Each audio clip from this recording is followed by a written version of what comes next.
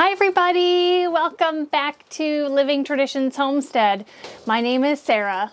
Well, today we are spending the day out in the rabbitry because it's another teaching episode of a teaching series that I have started all about raising rabbits for meat. Now, Kevin and I have been raising meat rabbits for going on about 10 years now. We have learned a ton. We have taught quite a bit of you about raising rabbits for meat. But over the past 4 years or so, since my previous teaching series on raising meat rabbits, I've learned even more, and I feel like I've just brought together a bunch more information to share with you all. However, this still is really a teaching series for beginners who want to start raising meat rabbits for your family. Today just happens to be a day that I need to do some breeding. There is a doe that is ready to breed with our buck, so I thought today would be a perfect day to do a video about breeding meat rabbits. Currently, our breeding stock has one male, and males in rabbits are called bucks, and our male is right behind here. And right now we have 4 does or 4 females. And throughout the breeding seasons, we just rotate those does through a specific breeding schedule with our buck. And we produce lots and lots of baby rabbits, which are called kits. We raise those up for about 10 to 12 weeks. That is when they are considered butcher weight or butcher size, and then we harvest them for meat for our family. There is so much information to go over with you guys, so make sure that you grab a pen and paper or just rewatch this video several times because we're going to go through a bunch of info really quick. So when you start getting into meat rabbits, you will want breeders that you can breed together so that they can have babies and you can raise up those babies to fill your freezer with meat. Now, it's very common for people to start off with a trio of breeding rabbits. A trio is generally 1 buck and 2 does, but technically you could have a lot more does than you do bucks because a buck can service many does. Now, just to get this out of the way, bucks can pretty much breed 1 time per day or with 1 doe per day before they need to have kind of recuperation time. So if you figure that 1 buck can service each doe 1 day out of the month, you could technically have 30 does to be taken care of. So just to make sure you always have a buck that is ready and able and willing to mate with your does, I suggest that you have 1 buck for every, 5 or 6 females. Probably at the most I would have 10 does for every 1 buck. Now I want to talk with you a little bit about the age of the rabbits when they can begin breeding. Now, technically, rabbits can start breeding as young as 12 weeks. You'll start seeing some breeding behavior if you have litters all together. If you're growing them out in, a large cage or in a rabbit tractor, you'll start seeing breeding behavior around that time. But really, you'll want to wait to breed your does until they're at least 4 months old, 16 weeks, or 4.5 months old, or 18 weeks. I have read some controversy about breeding ages for does. Some people say, you should really wait until does are 6 months old before they start breeding. But I have also read veterinary material saying that rabbits of this size, 4 months and 4.5 months old, is appropriate to start breeding. In my experience, starting to breed at 16 to 18 weeks for the does really does affect their litter size. It makes it bigger for some reason, and really for the remainder of her breeding life, she will tend to have larger litters than if you start breeding at 6 months old. I'm not sure why that is, but I have read about that and I've also experienced that. But there's really nothing wrong with waiting until your rabbits are older to start breeding. But if you're really wanting to get going on producing meat for your family, 16 to 18 weeks old for the does is just fine. Now, bucks, on the other hand, they technically can start breeding at about that same age, but I have found that they really don't get serious about what they're doing until about 6 months old. So when you're planning to start your rabbitry and start breeding, make sure sure that you're keeping those age ranges in the back of your mind when you're purchasing your first rabbits, or if you are holding back rabbits from litters to have them be future breeders for you. So 16 to 18 weeks for does and about 6 months for bucks. One question that I get asked a lot, and actually was a question that I had for quite a while, was, you know, what about like their heat cycles? When are rabbits in heat? You know, dogs come into heat, cows come into heat, goats come into heat. Humans have a menstrual cycle every certain, you know, time of the month. So what about rabbits? Well, rabbits are completely different. They are considered polyestrous. They don't have a normal heat cycle. Actually, the physical act of intercourse stimulates ovulation in the doe's reproductive system. So once they have started breeding, her body will release eggs, it will ovulate. So you don't really have to worry about, is this the right time? Now, I did tell you that I have a rabbit that we need to breed today, and we're going to get to that in just a second, but I want to talk with you a little bit about how that all goes before it happens, so that while you see it happen, you'll kind of understand what I was talking about. Now, I feel very strongly that it's very important for you to bring the doe to the buck for mating rather than taking the buck to the doe. Now, there are some people who might push back on this subject, but I want you to hear me out, okay? Female rabbits, especially mature female rabbits, can become very territorial. The space that they've been in is their space. So if you introduce a new rabbit, whether that be a male or a female, there is a chance that she will get very aggressive and attack that other rabbit. And you don't want that to be your male. Now, there have been some pretty scary aggressive behaviors from does to bucks in the wrong type of situation like this, where they can actually bite the testicles off of a buck. And that sounds terrible. That would be a horrible situation, and you absolutely don't want that to happen. So my advice, and in my experience, is the best thing to do is to bring the female to the male for breeding. The other thing is, bucks, when they're in a new environment, they sniff around, they try to figure out who's been here before, how many does are over here. Oh, there's another doe here. Oh, there's another doe here. And oh, you've got different water than I have, and you have more food than I have. And they really just need to get down to business.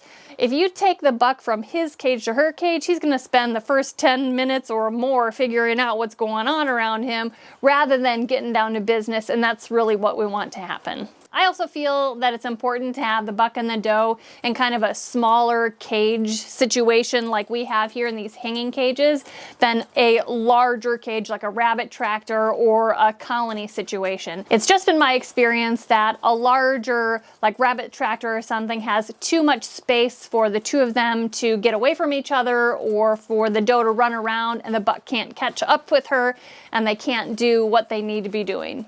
When I bring the doe to the buck, what you'll see is the buck will try to and hopefully successfully mount the doe. When he has successfully mated with her, you will see that he kind of curls up a little bit and falls to the side. That is a sign that they have successfully bred. So what I'm going to do is grab the doe that needs to be bred, bring her over here, put her in with the buck, and I will go through the breeding process and kind of talk you through what's happening. First, I'm going to take out some of the distractions, with some things that might get in the way. Okay, here I come with the doe. Put her in with him. He's going to sniff her and mount her. And hopefully she will lift up. There she's lifting up. And see, that was a successful breeding. He'll stomp his feet a little bit here and there. He'll give her some kisses. And he will probably try to mount her again. Now, during the breeding, it's common for the doe to run around a little bit. It's common for her to make some soft noises. And it's common for him during the act of breeding to maybe pull out a little bit of her fur. That's all normal. Now what we're looking for is that breeding where he curls up and falls off. We would like to see that 3 times before they're completely done. After 3 times, I will separate the 2 of them and we will mark in our calendars that there was a successful breeding today.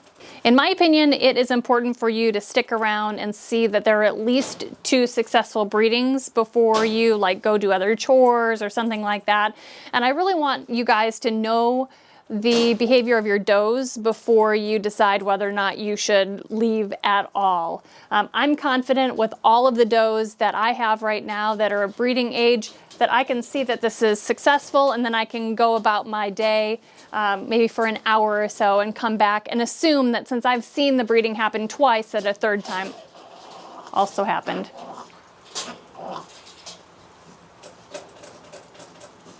So he just had a 2nd successful breeding. I'm not sure if you guys saw that. So that's 2. That's great. We just need 1 more. I've had a question on a previous video. What does it look like if it's an unsuccessful breeding? Well, if it's an unsuccessful breeding, the buck will kind of try and try and try and never have what's called the fall off. So if you don't see a fall off, then I would assume that the breeding was not successful. So this is the time when I would normally say, okay, I know this doe, she is a good girl, she's not going to be aggressive, I've seen 2 successful breedings, I'm going to go do some chores for an hour and then come back and separate them. Now it is okay if you want to make double sure that your doe has been bred by your buck.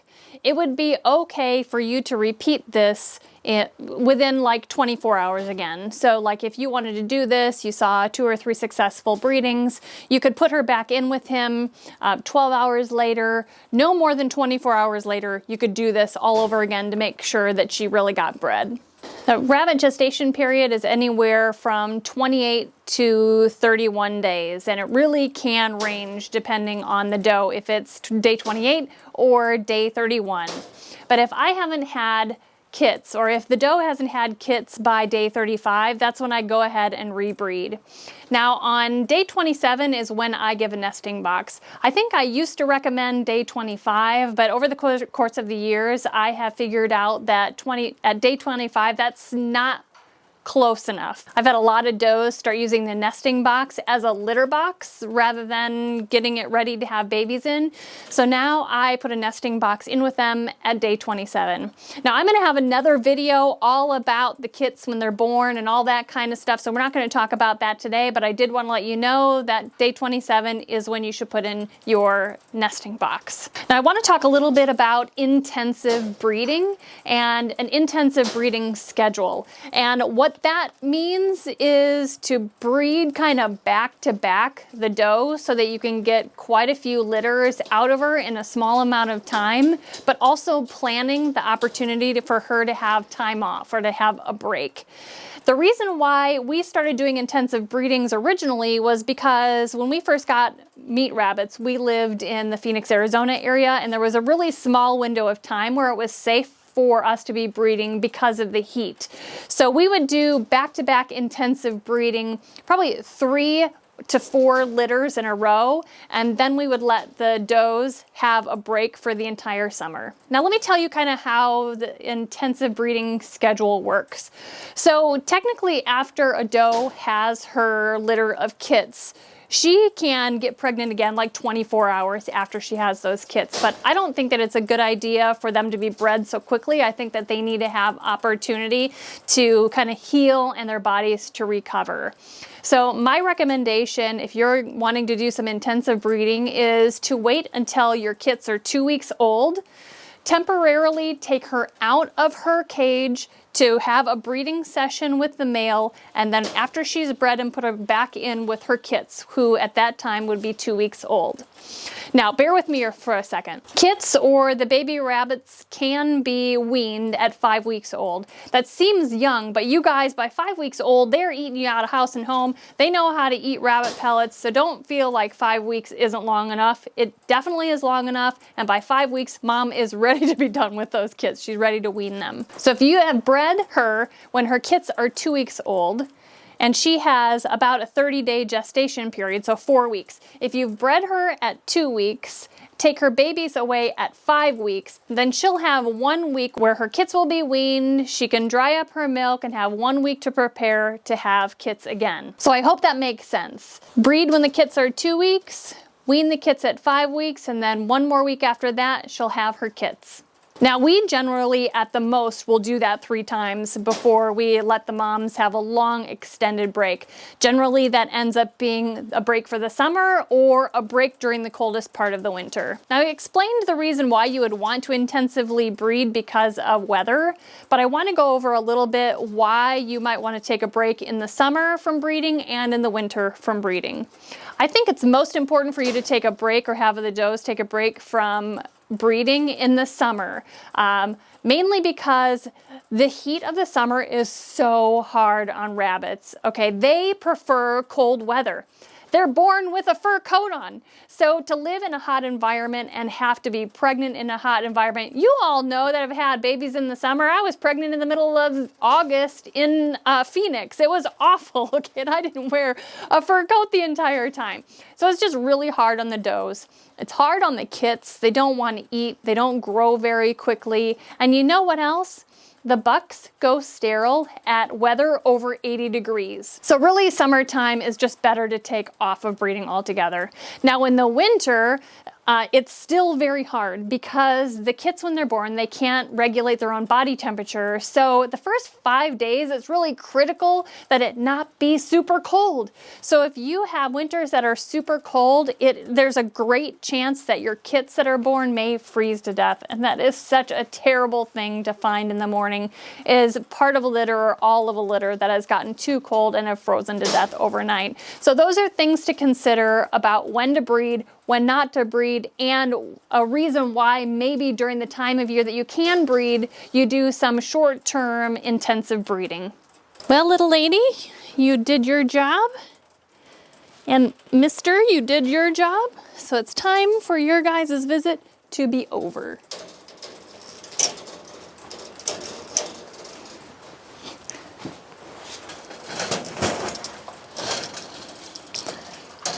So my rabbit is bred, and I'm hoping that in 28 to 31 days she'll have kits. But is there a way to figure out if she's pregnant ahead of time? Well, there are some things that people do to see if their rabbits are pregnant, but I don't recommend any of them because I don't think it's safe for your rabbits. There is something called palpating your rabbit's abdomen to feel around inside of there to see if you can feel the little babies in there. And you guys, I don't think that that is safe for your rabbit. It can hurt the babies inside of there, and I don't recommend it at all. Please don't do that unless you feel like you really know what you're doing. The other thing that some people do is in 2 weeks, they will put their doe back in with the buck, and they figure if she's pregnant, she won't be receptive. But if she's not pregnant, she will be receptive. Well, I have heard, well, first of all, I would be pretty grumpy if I were pregnant and somebody did that to me. So I would be afraid that there would be aggression. But also, I have read that rabbits can actually carry 2 litters inside their uterus, their 2-horned uterus at one time. And when the first litter is delivered, they'll actually deliver the second non-developed or underdeveloped litter at the same time. I've read that that can happen. I've read that it's happened to a couple people, and I don't want that to happen to my rabbit. So I don't recommend that method at all. The only thing that I have found to be kind of successful, sometimes I'll get her something really nice and leafy and hold it up here at the top of the cage, and she'll reach up to see if she can get it, and you can see the pooch of her belly. That's the way I try to figure out if my rabbits are pregnant or not. But to be honest with you, their gestation period is so short, 28 to 31 days. To me, I would rather just risk it and see if she has babies, and if not, just rebreed her in 35 days.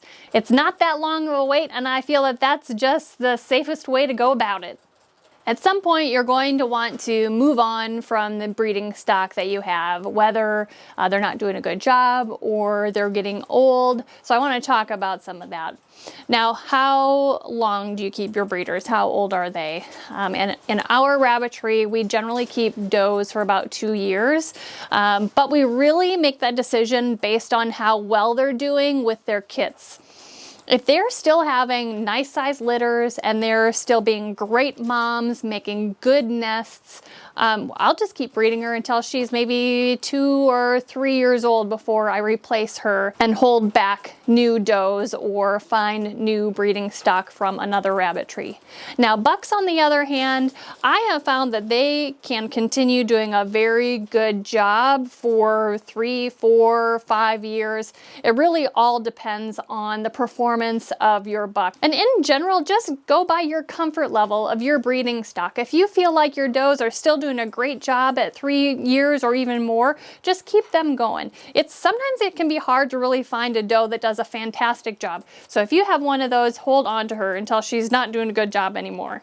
Now, when we want to replace does or expand our rabbitry, we hold back does from moms that are stellar. Like if you have a fantastic doe that she does a great job, those are the moms that you want to hold back babies or kits from to expand your rabbitry, to expand your herd. So if you have a mom that has big litters, who is a great mother, who makes a beautiful nest and is very attentive but not aggressive toward you, those are the moms that you want to hold back your future does from.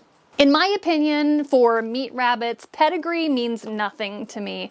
I would rather get a really great doe out of a mom that is potentially a mutt. Doesn't even necessarily have to be a New Zealand or a purebred, any kind of meat rabbit. If they're producing great kits that grow out really nice and big, that can produce great food for your family, those are the rabbit breeders that I want, rather than some expensive pedigreed rabbit from a breeder or from some breed association. Now, one question I get a lot is, who can breed with who? Can a father breed her daughter? Can a doe be with one of her sons?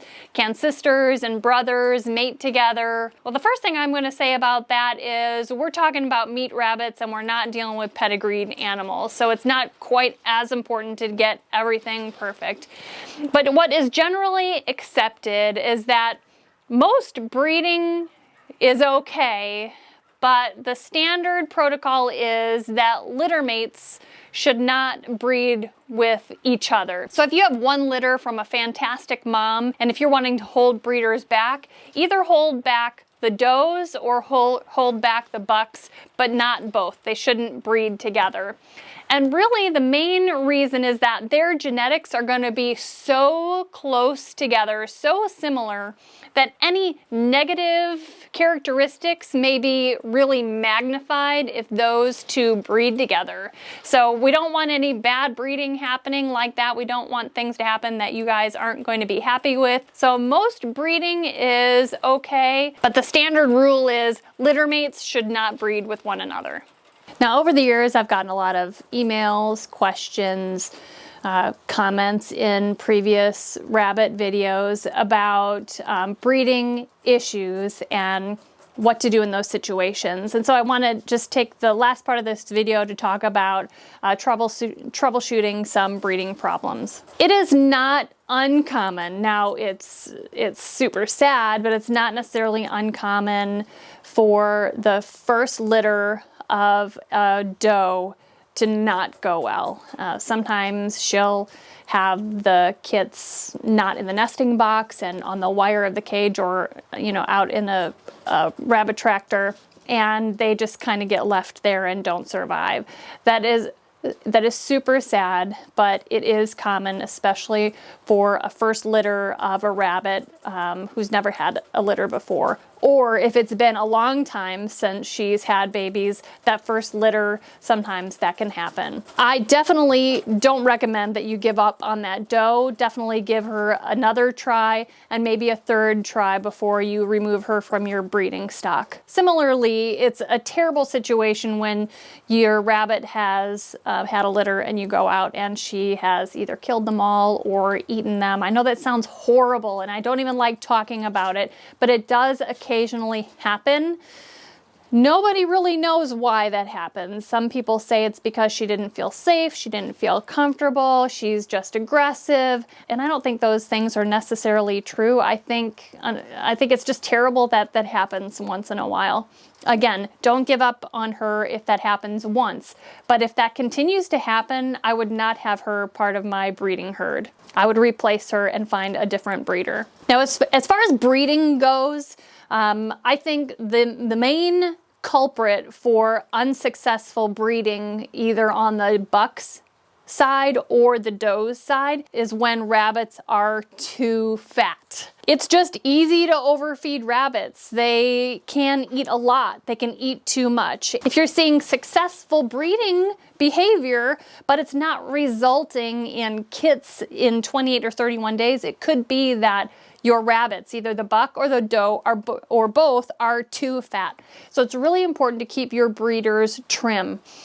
Only feed them a half to 1 cup of pellets every day. Cut back on that if you feel like your rabbits are getting too fat. And treats for breeders are not as good as treats for your grow outs. Things that are leafy are very good. So hay, lettuces, grasses, those kinds of things, but things that are high in like vegetable and fruit starches like carrots, fruits, those kinds of things are not good treats for your breeders. So back off on those and reduce the amount of feed that they're getting to make sure that they're not getting overweight. Sometimes a doe, especially a young doe, will act so scared when you put her in with the buck. She might run like super fast around the cage to try to get away. She might make noises that sound like she's scared. And in that situation, I would take her out and I would put her in a cage that's right next to the buck so that she has the opportunity to get to know him, so that she's not so scared of him the next time that you put her in with him. Sometimes the does just will not lift their back end for the buck, and the buck might try really hard to entice her, be very nice, but she just won't lift up. And if you're there observing and that kind of behavior goes on for, quite a while, I would take her out and wait for, 12 hours or 24 hours and try it again. And I would keep on doing that until she's comfortable enough lifting up for him so that he can successfully breed with her. However, if you put a doe in with a buck for breeding and she is aggressive at all, that's it. She should not be part of your breeding program. You should never have to deal with rabbits that are aggressive to either you or other rabbits. Now, what if the issue is your buck that's just not performing? He's just not living up to his end of the bargain. Well, there could be a lot of things going on there. If he doesn't seem interested at all, it could be that he's just too young.